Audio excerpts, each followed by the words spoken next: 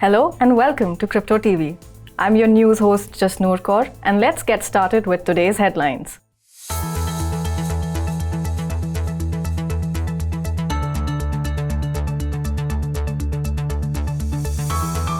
RBI governor says cryptocurrency has no underlying value.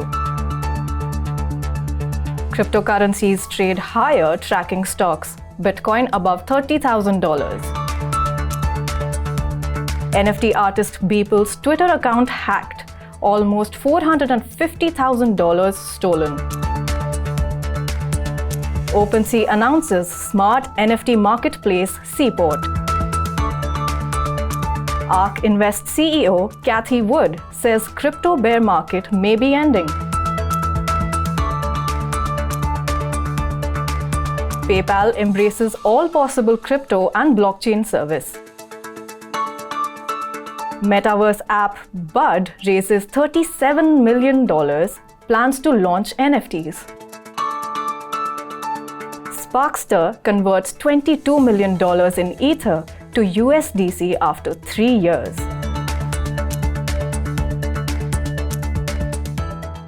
Reserve Bank of India Governor Shaktikanta Das on Monday said that the central bank stood vindicated on its stance and said that cryptocurrencies was something which isn't backed by anything in the real world.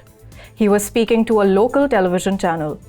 Referring to the recent crash in cryptocurrencies, the governor said that central bank has been cautioning against crypto.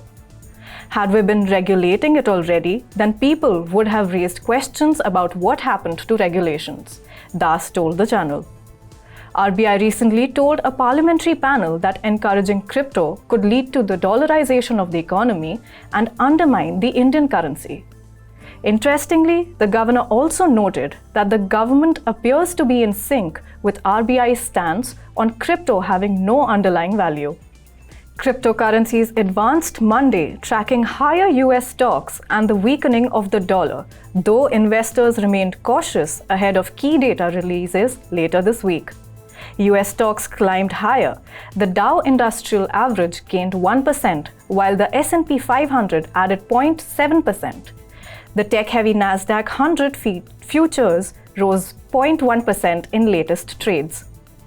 Cryptocurrencies of late have been increasingly tracking the movement of US stocks.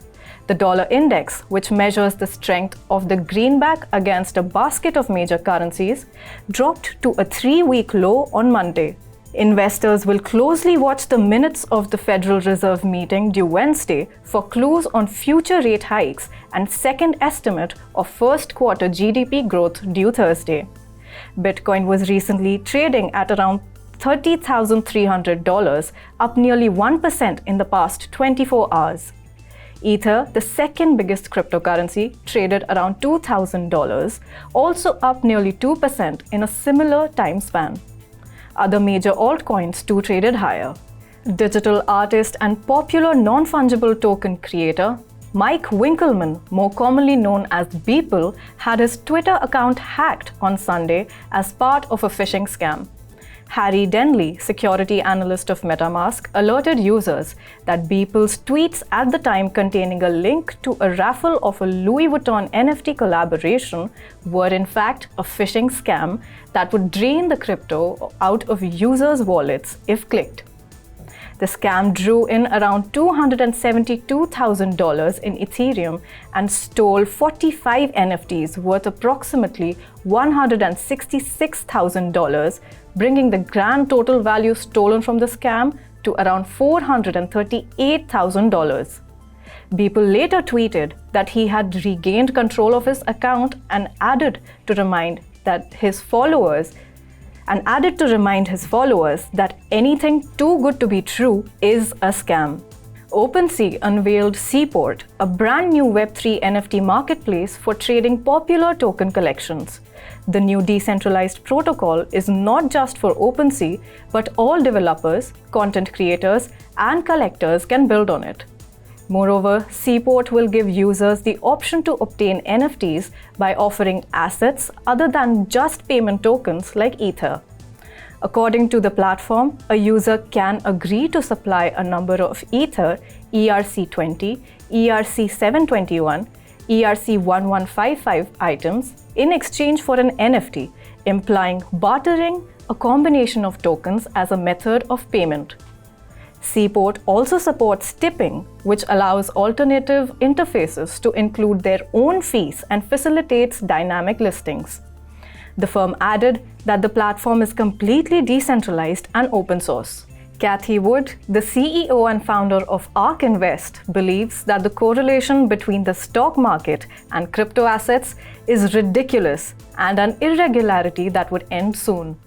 She believed that crypto assets mirroring the Nasdaq began at the start of the COVID-19 pandemic, and prior to that, the correlation did not exist, helping investors to diversify their portfolio. According to Wood, another reason for the crypto to start improving is that the Federal Reserve will pull back on some of its tightening measures. The Star Stock Picker thinks that the Fed is unlikely to hike rates by another 50 basis points and instead opt 25 basis points hike at its next meeting. PayPal, a global payment company, is doing its best to bring all possible blockchain and cryptocurrency integrations to its services, including digital currencies and central bank digital currencies. PayPal is one of the world's largest payment companies that moved into crypto and blockchain in recent years.